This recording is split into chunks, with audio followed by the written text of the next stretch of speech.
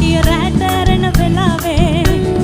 සද්දය ඇහි මගේ කාරේ නලාවේ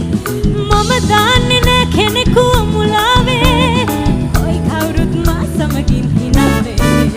මම 10න් පසු ඩබල් එකට කඩන්නේ ඔය දන්න අයට එහෙම නෑනේ කරන්නේ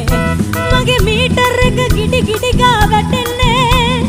සමහරු නම් බැනලා තමයි බහින්නේ සිකාරයා